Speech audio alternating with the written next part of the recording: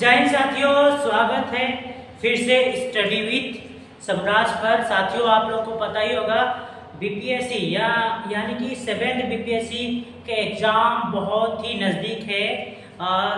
संभावित 17 दिसंबर को आयोजित होने वाला है ये एग्ज़ाम, और इसी एग्ज़ाम के दृष्टिकोण के मद्देनज़र रखते हुए हम लोग लेकर आए हैं उन बिंदुओं को जो एग्जाम में बहुत ही इम्पोर्टेंट रोल अदा करते हैं।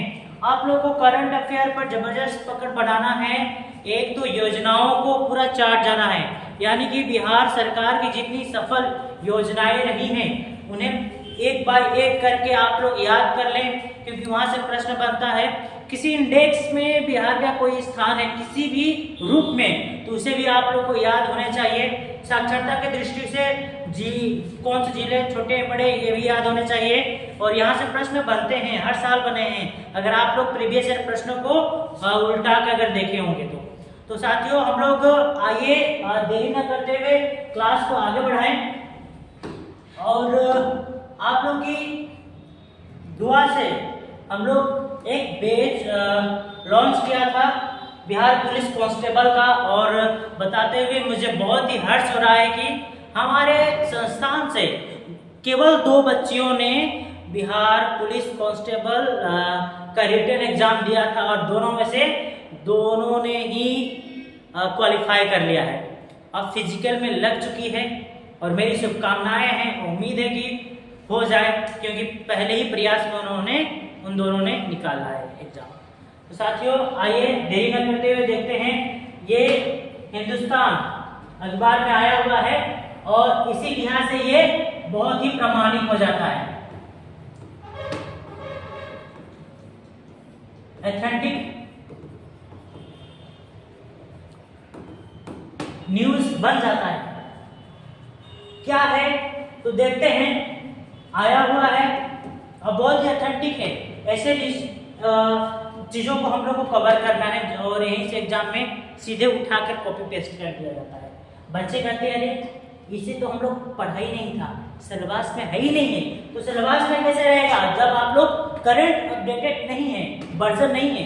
जैसे कि 5G हुआ, 4G लॉन्च हुआ, 5G हुआ, 6G लॉन्च हुआ, वैसे ही मिसाइलों में भी अपडेटेड वर्जन रहते हैं।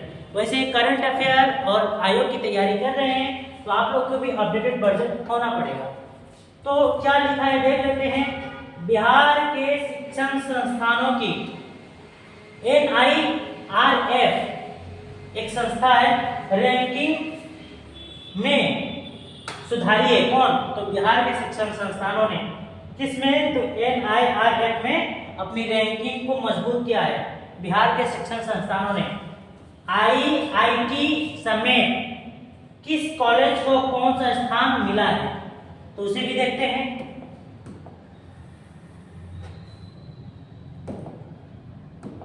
तो बच्चों बिहार के शिक्षण संस्थानों ने अपना रैंकिंग में इंप्रूव किया है। IIT समेत किस कॉलेज को कौन सा स्थान मिला है, इसे हम लोग देखेंगे। आइए देखते हैं। तो ओवरऑल देखा जाए तो बिहार के विभिन्न शिक्षण संस्थानों की NIRF रैंकिंग में पिछले साल के मुकाबले सुधार आया है, यानी इस बार सुधार हुआ है शिक्षण संस्थानों में। कौन कौन टॉप में है देखते हैं। कभी टॉप 10 में रहा IIT पटना, यानी कि एक समय था जब IIT पटना टॉप 10 में हुआ करता था, को इस साल कितना 34वां स्थान मिला है, और पहले कितना हुआ करता था? तो टॉप 10 में हुआ करता था IIT पटना, अब कितना 34वां स्थान है। इस लिहाज से भी ये इम्पोर्टेंट बन जाता है ये न्यूज, तो बहुत ही इम्पोर्टेंट है। VBI है, मोस्ट VBI है, आप लोग इसे याद कर लें। किसी संस्था द्वारा रिपोर्ट जारी किया जाता है, इंडेक्स जारी किया जाता है, तो एग्जाम पॉइंट ऑफ व्यू से बहुत ही इम्पोर्टेंट हो जाता है, और ये तो ऑथेंटिक चीजें मैं लेकर आया, तो इस लिहाज से ये और प्रमाणिक हो जाती है। तो हम लोगों ने देखा IIT पटना जो एक समय टॉप 10 के लिस्ट में हुआ करता था, इस बार के जो रैंकिंग आई है उसमें 34वां स्थान मिला है। किसे? तो IIT पटना को। इसे आप लोग याद रखेंगे। सवाल आपसे पूछ दिया जाएगा, हाल ही में NIRF द्वारा रिपोर्ट जारी की गई है, इसमें IIT पटना को कौन सा स्थान प्राप्त हुआ है? तो 34वां, ना कि टॉप 10 में। ठीक है, आइए आगे देखते हैं किसे जारी किया। तो केंद्रीय शिक्षा मंत्री धर्मेंद्र प्रधान। बहुत से बच्चों को ये भी मालूम नहीं होगा, बिहार के शिक्षा मंत्री का नाम बताओ, निकल जाएगा मुंह से। उत्तर प्रदेश का शिक्षा मंत्री का नाम बताइए, बोल देंगे। असम के शिक्षा मंत्री का नाम बताइए, दूसरे स्टेटों का जो शिक्षा मंत्री उनके नाम बताइए, तो बोल देते हैं। लेकिन भारत के शिक्षा मंत्री के नाम जैसे ही पूछा जाता है, बहुत से बच्चों का मुंह जबान बंद हो जाता है, क्योंकि पता ही नहीं रहता है। तो बच्चों, जो केंद्रीय शिक्षा मंत्री हैं, केंद्रीय शिक्षा मंत्री का नाम क्या है? तो धर्मेंद्र प्रधान। आप लोग इनका नाम याद रखेंगे, ठीक है। और बहुत बार कभी कभी पूछ दिया जाता है। ने सोमवार को शीर्ष शैक्षणिक संस्थानों की बहुप्रतीक्षित राष्ट्रीय संस्थागत रैंकिंग फ्रेमवर्क NIRF 2024 की घोषणा की। इस सूची में बिहार के संस्थानों के कोटिवार स्थान में सुधार आया है, यानी कि इम्प्रूव किया है बिहार ने। बहुत सालों से लगातार बहुत ही निचले पायदान पर जा रहा था। विशेषकर इंजीनियरिंग में IIT पटना को 34वां स्थान मिला है, और ये बहुत ही इंपॉर्टेंट है बाबू। क्या है? तो बहुत ही पटना IIT को बहुत ही इंपॉर्टेंट है। कितना? तो 34वां स्थान प्राप्त हुआ है। बीपीएससी हो चाहे बिहार को अदर कॉम्पिटिटिव एग्जाम, यहां से प्रश्न बनेंगे, श्योर बनेंगे। पिछली बार इसका 41वां स्थान था, वहीं NIT पटना को इस बार 55वां स्थान मिला है। पिछले साल ये 56वें स्थान पर था। तो IIT पटना को भी और NIT पटना को भी आप लोग याद रखेंगे। IIT पटना कितना बाबू? तो IIT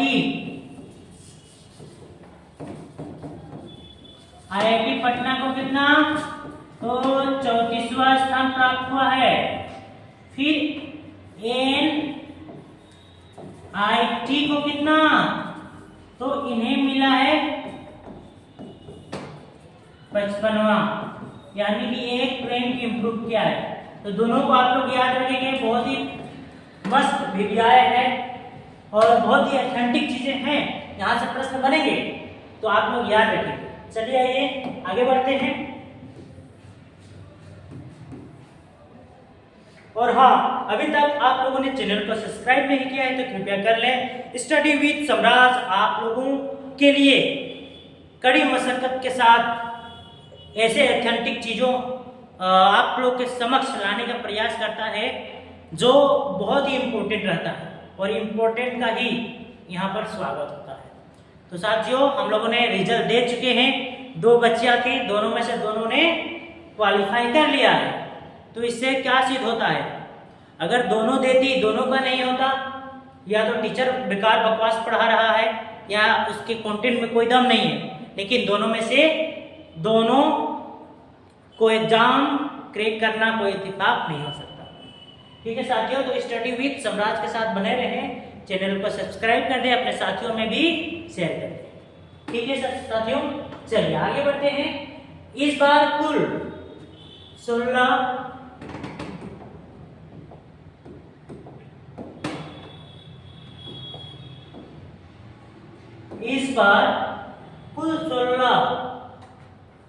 कोटि में संस्थानों की NIRF रैंकिंग जारी की गई है, यानी कि 16 कोटि में संस्थानों की NIRF रैंकिंग जारी की गई है। इंफ्रास्ट्रक्चर फैकल्टी, रिसर्च, प्रकाशन, परफॉर्मेंस आदि को मुख्य आधार बनाया गया है। मानदंडों के आधार पर भारत में उच्च शिक्षा संस्थानों का मूल्यांकन और रैंकिंग की जाती है। इस साल भी रैंकिंग में आईआईटी इंजीनियरिंग श्रेणी में दबदबा कायम है, यानी कि आईआईटी का जो इंजीनियरिंग है उसका दबदबा कायम है। आईआईटी दिल्ली और आईआईटी मुंबई ने श्रेणी में क्रमशः दूसरा और तीसरा स्थान बरकरार रखा है, यानी कि आईआईटी दिल्ली और आईआईटी मुंबई ने सर्वोच्च स्थान प्राप्त किया है इस क्षेत्र में। मेडिकल कॉलेजों की श्रेणी में एम्स दिल्ली अव्वल पर रहा है, तो इसे आप लोग याद रखेंगे। तो हम लोग देख रहे हैं बिहार के संदर्भ में, तो हम लोग को आईआईटी पटना, एनआईटी पटना को भी देखेंगे किस स्थान पर रहा है। NIR इसने जारी किया है और धर्मेंद्र प्रधान ने इसकी घोषणा की थी। तो आईआईटी पटना को 34वां स्थान प्राप्त हुआ है, जो पहले टॉप 10 में हुआ करता था। एनआईटी पटना को 55वां स्थान प्राप्त हुआ है, जो 56वां हुआ करता था। इसे आप लोग मेन याद रखें। चलिए बच्चों आगे बढ़ते हैं। देख लेते हैं थोड़ा इसके बारे में भी। कभी टॉप 10 में रहा था आईआईटी पटना। आईआईटी पटना कभी टॉप 10 में हुआ करता था, टॉप 10 में साधारण नहीं था। आईआईटी पटना टॉप 10 में था देश के, अब उसका स्थिति बद से बदतर हो गई है। 34 भी कोई शुभ संकेत नहीं है, लेकिन इस डाटा को हम लोग को याद रखना है इस पर्पज से, क्योंकि एग्जाम के पॉइंट ऑफ व्यू से बहुत ही इंपॉर्टेंट है। मैं शुरुआत में ही बताया, जब कोई संस्था कोई रैंकिंग जारी करती है तो बहुत ही इंपॉर्टेंट हो जाता है एग्जाम पॉइंट ऑफ व्यू से। इंजीनियरिंग कॉलेजों की NIRF की रैंकिंग में आईआईटी पटना की साल दर साल फिसलन जारी है, यानी कि नीचे की तरफ जा रही है आईआईटी पटना। इस बार रैंकिंग में 7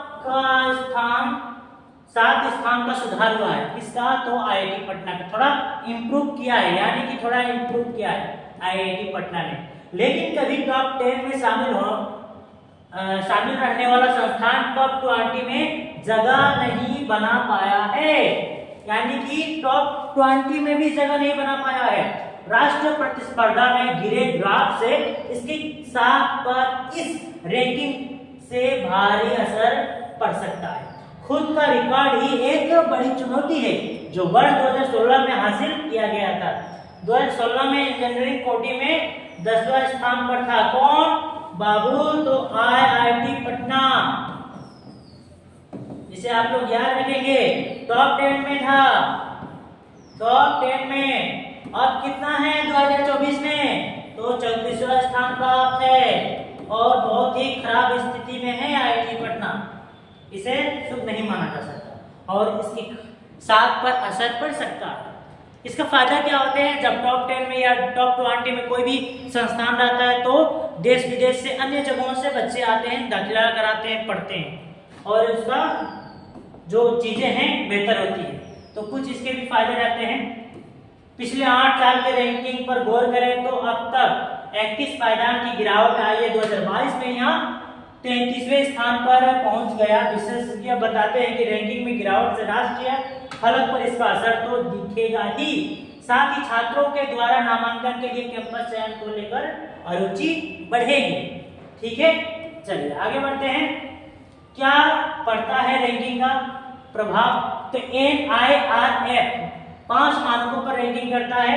वह संस्थान के पिछले 3 साल के आंकड़े एकत्रित करता है। कौन? तो NIRF एक संस्था है और 3 आंकड़ों को, पिछले 3 सालों के आंकड़ों को एकत्रित करता है। इसके अनुसार राष्ट्रीय रैंकिंग निर्धारित की जाती है। चूंकि हर साल इसकी रैंकिंग जारी होती है, इससे देश भर के संस्थान इस प्रक्रिया में अपनी रुचि और सुविधा से भाग लेते हैं। इंजीनियरिंग की पढ़ाई कर रहे छात्र इन कॉलेजों में दाखिले के लिए कॉलेजों को मिले अंकों को आधार बनाते हैं और फिर कैंपस में दाखिले के लिए अपना मन बनाते हैं। ठीक है बच्चों, आइए आगे बढ़ते हैं। हम लोग का आज का दूसरा टॉपिक है और ये भी बहुत ही ऑथेंटिक है। एग्जाम पॉइंट ऑफ व्यू से इसका भी महत्व कम नहीं है, क्योंकि ऑथेंटिक जो प्रकाशित हो चुका है चीजें उसको मैं लेकर आया। ये भी मस्ट पीबीआई है किसके बाबू? तो 7th BPSC and all other exam के लिए बहुत ही इंपॉर्टेंट है। ठीक है, क्या है उसे भी देख लेते हैं। एग्जाम में श्योर यहाँ से प्रश्न बनेंगे। मारी बाजी जारी यूपी बिहार समेत टॉप 10 में शामिल राज्यों की रैंकिंग, यानी कि यहाँ रैंकिंग की भी बात की गई है, और जब भी रैंकिंग की बात होगी तो वहां से प्रश्न बनने का संभावना 99% रहता है बच्चों, 99%। विशेषकर बात की जाए बीपीएससी की तो आइए देखते हैं क्या है। कर्नाटक राज्य लगातार तीसरे वर्ष पहले स्थान पर रहा। इसके पहले और दूसरे संस्करण को क्रमशः अक्टूबर 2019 और जनवरी 2021 में जारी किया गया था। क्या है पूरी मामला तो देख लेते हैं। पटन AQI यानी कि राष्ट्रीय स्वच्छ वायु सर्वेक्षण रिपोर्ट की रैंकिंग में पटना का प्रदर्शन बेहतर 29वें से 14वें स्थान पर पहुंचा है। कौन? तो पटना, यानी कि यहाँ स्वच्छ राष्ट्रीय स्वच्छ वायु सर्वेक्षण रिपोर्ट की रैंकिंग जारी की गई है। राष्ट्रीय स्वच्छ वायु सर्वेक्षण रिपोर्ट की रैंकिंग जारी की गई, जिसमें पटना का प्रदर्शन बेहतर हुआ है। पहले कितना 29वें स्थान पर था, अब कितना पहुंच गया है? तो 14वें स्थान पर पहुंच गया है। और एग्जाम पॉइंट ऑफ व्यू से मस्त बीपीआई प्रश्न है, पूछ देगा राष्ट्रीय स्वच्छ वायु सर्वेक्षण रिपोर्ट के अनुसार 2024 राष्ट्रीय स्वच्छ वायु सर्वेक्षण रिपोर्ट की रैंकिंग के अनुसार पटना को कौन सा स्थान मिला है? तो बाबू मिला है 14वां स्थान। 14वां स्थान पहले कितना था? तो पहले था 29वां स्थान। ठीक है, इस डाटा को आप लोग याद रखेंगे।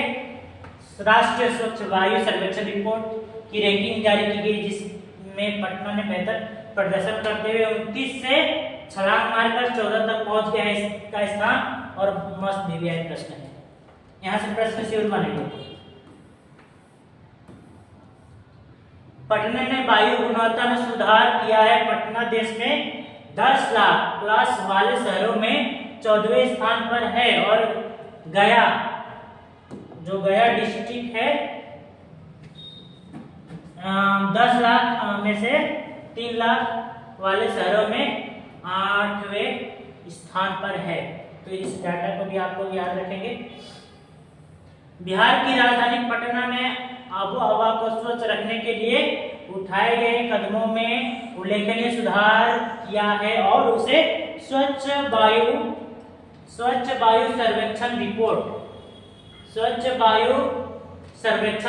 2024 में देश के 10 लाख से अधिक आबादी वाले शहरों की श्रेणी में 14वां स्थान मिला है। किसे? तो पटना को। और यहीं से प्रश्न बनेंगे, यहीं से प्रश्न सीधे आगे जाएंगे कि बताइए स्वच्छ वायु सर्वेक्षण रिपोर्ट 2024 के अनुसार पटना को देश भर में कितनावां स्थान मिला है?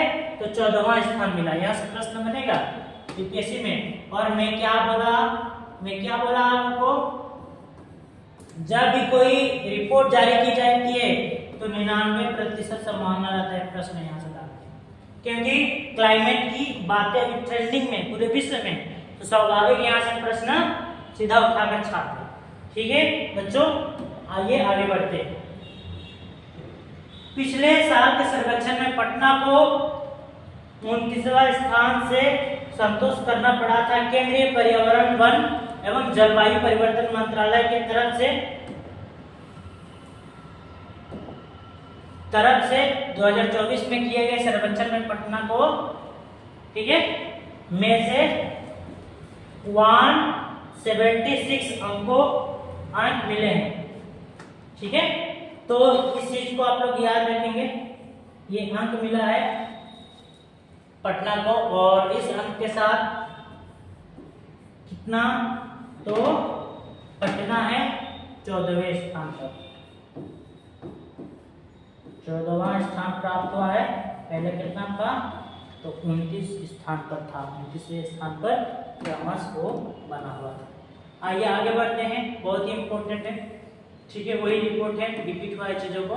तो साथियों, जो रैंकिंग जारी की जाती है और रैंकिंग का जो रिपोर्ट जारी की जाती है, तो एग्जाम पॉइंट ऑफ व्यू से बहुत ही इम्पोर्टेंट है। आप लोग बीपीएससी के एग्जाम दीजिए, बिहार के कोई भी एग्जाम दीजिए, Bihar police, Bihar SI, other competitive exam, यहाँ से अगर भारत सरकार द्वारा कोई इंडेक्स जारी की जाती है, रिपोर्ट जारी की जाती है, तो उससे आप लोग देख कर जाए एग्जाम में, बाद में जाकर ये गलती का एहसास ना हो, काश में उसे कर लिया होता, तो तब तक काफी देर हो जाती है।